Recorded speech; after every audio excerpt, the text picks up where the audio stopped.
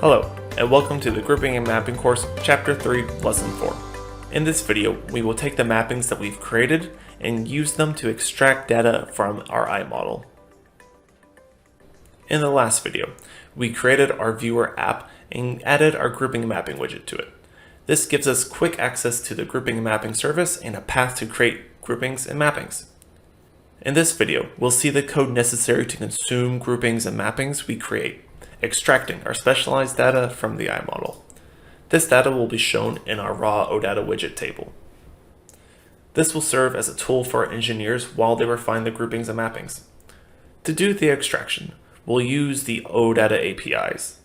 These APIs fall under the Data Access section of the Reporting and Insights APIs. There's a link to the description of the full documentation. These APIs work by querying the data out of the iModel and applying a filter based on a specific mapping, giving us exactly the data that we need.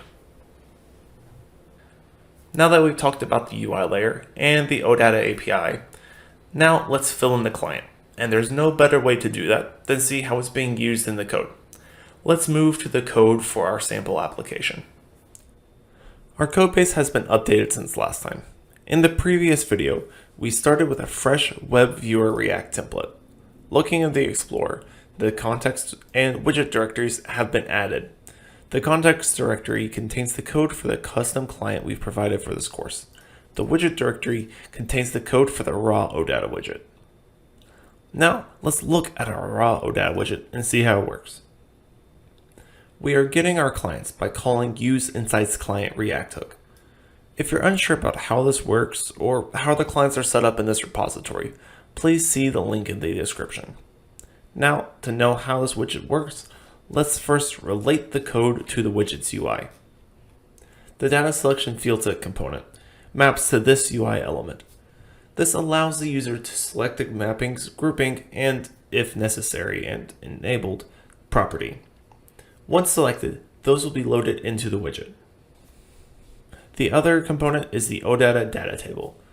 This actually displays the data. That data is populated by the group data and the group metadata states. Both of these are populated from our client. The onChange configuration callback triggers the call to populate the data. Let's look at it now. We see the group metadata being passed in. This contains the headers of the columns of our table as well as the group name itself.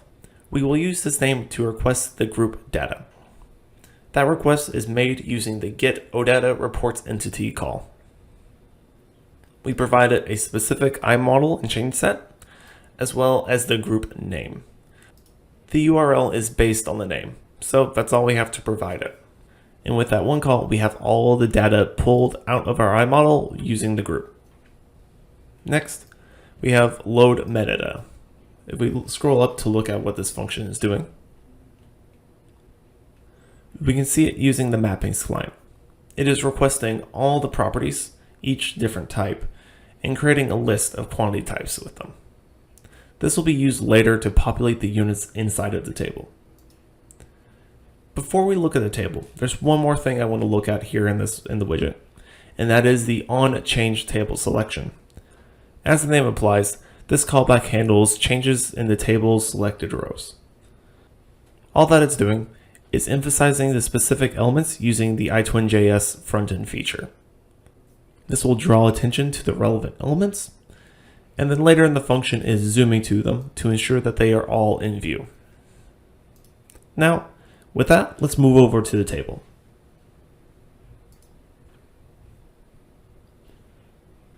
To start in the table, let's look at the React that's going to be rendered. All this is doing is declaring a table, and it has a span at the top with a total number of rows or elements. We can see the data coming from our table data, or as it was called in the widget, group data. And then all that's left is to see how the columns are defined. Our columns are defined by an ID, a header, and an accessor. The ID and accessor are just column names. The header, the text that is displayed, is defined as name in units. It tries to look up the quantity type provided by the load metadata method in the widget. If it is found, It converts that quantity type to the associated SI units and appends a string based on it. The final step is to assure that the widget appears in the viewer's UI. This can be done by adding its provider to the viewer's UI provider argument. And we can see that here. And with that, the widget is finished. Let's run the app and see the widget in action. And here's our application. We see the raw OData widget at the bottom. In order to better see the effects of the emphasized elements, I'm going to go ahead and zoom in on our warehouses. So now I will use the data field selection set in order to select a mapping with the Windows group. And that triggered the request in order to fetch the data from the iModel with the grouping and mapping service. And it's already finished. So we can now see all those elements, and we see that the elements in the viewport have now been emphasized, only the ones relevant to the group. So we see our window selected. And now we'll just pick one at random, and it zooms in on that one, de-emphasizing the other ones. And that's the full functionality of our raw OData widget. We now have the data extracted at our fingertips. We'll be able to make it ready to be presented for our engineer's purpose. In the next video, we'll present this data in our engineer's reports. Instead of dropping it directly into a table, we'll do some pre-processing first, preparing it for our purpose.